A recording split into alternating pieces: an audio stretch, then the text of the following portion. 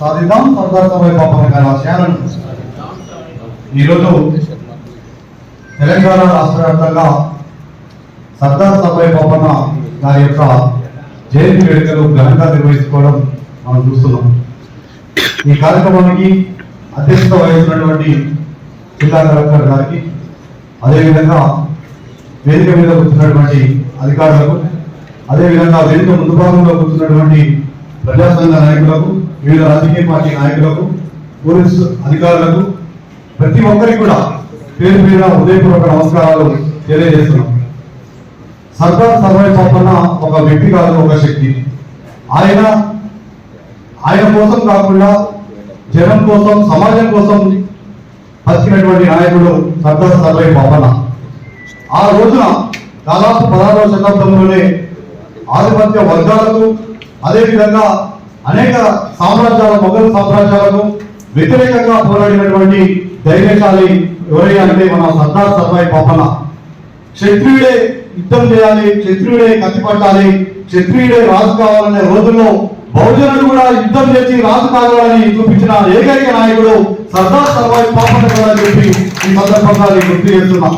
అదే విధంగా ఈ రోజున బహుజనులు కూడా చదువుతో పాటు రాజ్యాధికారాన్ని చేరబట్టాలని చెప్పి రాజ్యాధికార రుచి చూపించిన నాయకుడు కూడా సర్దార్ సర్వై పాపన్న కావాలని చెప్పి ఈ సందర్భంగా నేను గుర్తు చేస్తున్నాం.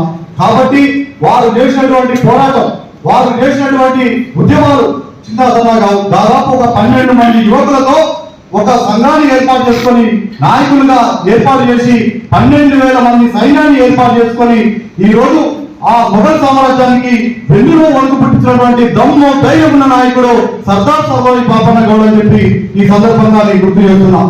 కాబట్టి మేము కూడా వారు చేసినటువంటి పోరాటాలకు, సాహసాలకు మేము కూడా పీటీ సంఘాల ఆధ్వర్యంలో వారి యొక్క చరిత్రను బయటికి తీయాలని చెప్పి అనేక రకాలుగా పోరాటాలు చేయడం జరిగింది. ఆ రోజు గతంలో ఉన్నటువంటి ప్రభుత్వాలను చాలా రకాలుగా వినతిపత్రాలు ఇవ్వడం, ఈ రోజు మన సర్దార్ సర్వై పాపన్న యొక్క విగ్రహాలను ట్యాంక్ బండ్ మీద ఏర్పాటు చేయాలి, జిల్లాలో కూడా ఏర్పాటు చేయాలని చెప్పి అనేక రకాలుగా ఈ రోజు ఉద్యమాలు చేసాం, నిరసన కార్యక్రమాలు చేసాం, ఆవరణ నిరాదీక్షలు చేసాం. ఇలా చెప్పుకుంటూ పోతే అనేక రకాల కార్యక్రమాలు చేసాం. ఈ రోజు ఇప్పుడున్నటువంటి ప్రభుత్వానికి కూడా మేము చాలా రకాలుగా వినతిపత్రాలు ఇచ్చిన తర్వాత పోయిన సంవత్సరం మన గౌరవనీయులు తెలంగాణ రాష్ట్ర ముఖ్యమంత్రి వర్యులు మరి రేవంత్ రెడ్డి గారు కూడా ఖచ్చితంగా ట్యాంక్ బండ్ మీద ఏర్పాటు చేస్తామని చెప్పారు. ఈ రోజు 18వ తారీఖు ట్యాంక్ బండ్ మీద ఈ రోజు వారి యొక్క విగ్రహావిష్కరణ ఉంది. మన అందరూ తప్పని ద్వారా వారికి హృదయపూర్వక ధన్యవాదాలు తెలియజేద్దామని చెప్పి సందర్భంగా నేను గుర్తు చేస్తున్నా.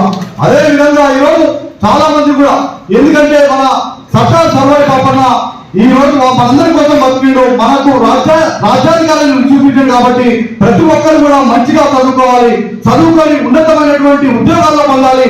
దానితో పాటుగా ముఖ్యమైన పవర్ ఏంటంటే రాజకీయ అధికారం అని చెప్పి సందర్భంగా నేను గుర్తు చేస్తున్నా. బడుగు బలహీన వర్గాలు కూడా రాజకీయ అధికారం కోసం కూడా కృషి చేయాల్సిన బాధ్యత మనందరి పైన ఉందని చెప్పి ఈ సందర్భంగా నేను కోరుకుంటూ, అదేవిధంగా సర్దార్ సర్వై పాపన్న జిల్లాగా జనగామకు పెట్టాలని చెప్పి ఈ సందర్భంగా నేను గుర్తు చేసుకుంటూ, రాష్ట్ర ప్రభుత్వం కూడా వారి యొక్క చరిత్రను ఈ రోజు పాఠ్య పుస్తకంలో చేర్చాలి. అదేవిధంగా ఈ రోజు ముఖ్యంగా నేను ఈ కార్యక్రమానికి రావడానికి గల కారణం, కలెక్టర్ గారికి ఒక విషయం గురించి చెప్తామని వచ్చాం. నేను ఒక బీసీ సంక్షేమ సంఘ నాయకుడిగా జిల్లా వ్యాప్తంగా తిరుగుతుంటా, రాష్ట్ర వ్యాప్తంగా తిరుగుతుంటా. అదేవిధంగా మా బీసీ హాస్టల్లో ఉండే విద్యార్థులు ఈ రోజు కటిక నేల మీద పడుకుంటున్నారు. కొద్దిగా మీరు అనేక రకాలుగా స్కూళ్ళను సందర్శిస్తుంటారు, పాఠశాలను సందర్శిస్తుంటారు. పాఠశాలలో ఏదైనా ఉంటే కానీ ఎమ్మడే చేస్తున్నారు. ఖచ్చితంగా మీరు కూడా హాస్టల్ విజిట్ చేసి మా యొక్క బీసీ విద్యార్థులు ఈ రోజు కటిక నేల మీద పడుకుంటున్నారు, వాళ్ళకి మంచాలు ఏర్పాటు చేయాల్సిందిగా నేను ఈ సందర్భంగా మీకు వారికి గుర్తు చేసుకుంటూ, నాకు ఈ అవకాశం ఇచ్చినటువంటి అందరికీ కూడా పేరు పేరు హృదయపూర్వక శుభాకాంక్షలు, ధన్యవాదాలు తెలియజేసుకుంటూ సెలవు తీసుకుంటున్నాను.